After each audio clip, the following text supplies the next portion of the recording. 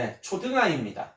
초등아이인데요. 공부 습관이 안 잡혀서 싸우고 하더라도 강제로 끌고 가는 게 맞을까요? 라는 질문을 하셨어요. 이런 질문이 상당히 어려운 질문이에요. 예. 강제로 끌고 간다고 해서 되나? 우리가 항상 얘기하는 자기주도력의 핵심은 스스로 고민하는 님, 고민한 다음에 결정하는 님, 결정한 다음에 그것을 목표화, 기준을 잡고 목표화하는 힘. 그 기준과 목표가 있는 상태에서 계획을 세우는 힘. 계획을 토대로 해서 관찰하고 탐구하고 연구하는 힘.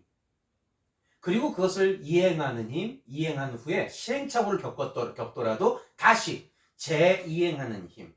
재이행 후에 증명하는 힘. 증명하고 끝나는 경우도 있지만 증명 후에 더 큰 기준과 더 큰 목표를 잡는 힘. 이것을 자기주도력이라고 얘기하거든요. 자기주도력이 핵심 아닌가요? 그래서 강제로 끌고 간다. 이것은 무기력한 아이들에게 적용하는 코칭 기술이라고 제가 정의를 내리거든요. 근데 초등학생 아이들이 벌써부터 무기력할 수 있나요? 있죠. 있습니다. 무기력이라고 하는 것은 왜 생길까? 여러분들, 이 질문에는 저는 그래서 무기력이라는 단어와 연관을 짓고 싶은 거예요. 이 무기력이라고 하는 거는 참 무서워요. 무기력이 세상에서 제일 무서운 질병이라고 저는 얘기합니다. 네. 이 무기력의 반대말은 자기주도력이에요. 자기주도력이 있다라고 한 것과 자기주도력이 없다라고 하는 것, 없었을 때 나타나는 증상이 무기력이거든요. 무기력한 아이들한테 끊임없이 동기부여를 줘야만 하는 현상이에요. 동기부여를 주어야만 무언가의 꿈틀거림이라는 것이 생기거든요. 꿈틀거림은 기분 좋은 자극에서 나와요. 자극. 그 자극이 언어일 수도 있고 사람과의 관계일 수도 있고, 여기서 말하는 사람의 관계라고 하는 것은 부모님일 수도 있고 친구들일 수도 있고 선생님일 수도 있고 TV에 나오는 어떤 유명인일 수도 있고요. 그리고 어떠한 영상일 수도 있고요. 정말 다채롭게 잡혀요. 그래서 이 다채롭게 잡힌다라고 하는 것을 우리는 그동안 알 수가 없었기 때문에 저는 그래서 항상 강조하는 게 이 아이의 유형 부분을 얘기하잖아요.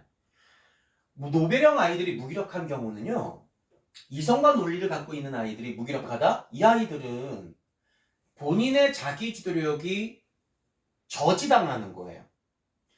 자기주도력이 없을 수가 없는 아이들이에요. 이 아이는, 노벨형 아이들은. 그래서 공부를 못할 수 없는 아이들이거든요. 공부를 무조건 잘해요. 그런데 이 아가들이 공부를 못하는 게 아니라 안 해놓는 현상이 나타나요. 왜 안 할까? 이 아이의 자기주도적인 하나의 루틴이 방해받고 있는 거예요. 예를 들어서 가장 강력한 거는 사실은 부모님들의 자기주도력이에요. 예. 특히나 부모님들의 자기주도력이 어떤 아이들한테 정말 심각하게 안 좋으냐면 노벨형 아이들하고 잡스형 아이들이에요. 즉 노벨형 아이들이나 잡스형 아이들은 자기주도력이 있는 아이인데 이 주도력을 부모님의 주도력으로 덮어버리는 경우, 즉 아이의 생각과 이행보다 엄마의 주도, 엄마의 생각, 엄마의 이행이 더 중요한 거예요. 왜? 물론 그 엄마들, 그 부모님들에게도 의도라는 건 분명히 있을 거예요. 시행착오의 횟수를 줄여주고 그 시행착오가 줄여드는과 동시에 시간적인 확보가 되니까 물론 의도가 분명히 있어요. 그런데 그 의도와는 상관없이 이 아이들이 갖고 있는 주도력이 다운이 되는 거예요. 문제는 그거예요. 그런데 말이죠, 언어적 관계 능력, 언어 능력, 그리고 공감 능력이 발달되어 있는 이 현대형 아이들이나 유비형 아이들은 기본적으로 주도력이라는 것이 없을 수는 없지만, 있긴 있지만 관계에서의 주도력이 강하지 학습적인 부분에서 주도력이 강할 수는 없어요. 그래서 이 아가들은 으쌰으쌰하는 그룹 중심의 커뮤니케이션, 그룹 중심의 모듬 수업, 토론 수업, 모둠으로 일어나는 토론 수업. 그래서 하브루타형 수업 모형이 정말 좋아요. 하브루타형. 그래서 이 하브루타라고 하는 것은 3355 모였을 때 모듬 형태의 모형이거든요. 자, 그런데 질문을 들여다보면 보세요. 우리 아이의 공부 습관이 안 잡힌대요. 안 잡힌대. 물론 모든 유형의 아이들이 공부 습관이 안 잡힐 수도 있죠. 그런데 싸우더라도 강제적으로 끌고 가야 되나? 라고 고민을 할 정도면 진심으로 공부를 안 하는 거죠. 그렇다면 이 아이는 지금 어떤 유형의 아이인지는 모르는 상태에서 무기력이 왔나? 라고 하는 합리적 의심이 드는 거예요. 자, 여러분들, 이 무기력을 극복하는 힘은 자기주도적인 생각. 자, 자기주도력을 아까 다시 한번 정리해봐 드립니다. 고민하는 힘이에요. 스스로 고민하는 힘. 고민한 다음에 무언가를 기준을 잡는 힘이에요. 그 기준이 결국에는 목표라고 하는 것을 만들어낼 수 있는 힘. 그래서 엄마, 나 목표 생겼어. 나 꿈이 생겼어.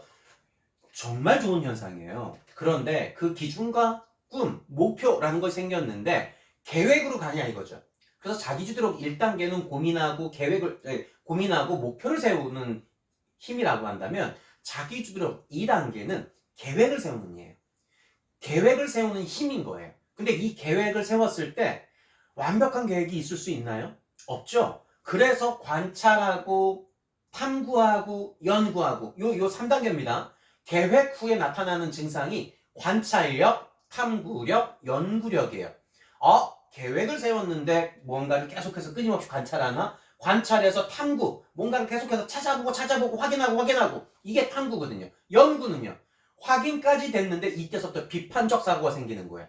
좀 더 다른 건 없나? 좀 더 멋진 건 없나? 좀 더 센 건 없나? 그래서 조금 더 확장시키는 힘이 연구력이에요. 그래서 관찰력, 탐구력, 연구력, 요것은 액션 플랜. 플랜이라고 하는 것이 생기는 이후에 나타나는 두 번째 현상 같은 거예요. 자기주도력 현상. 세 번째가 실행하고 이행하는 힘이거든요. 이 실행과 이행이 바로 2단계 때 관찰하는 힘에서, 탐구하는 힘에서, 연구하는 힘에서 이 부분이 좀 더 정상적으로 루틴 있게, 규칙성 있게 이행되고 있느냐.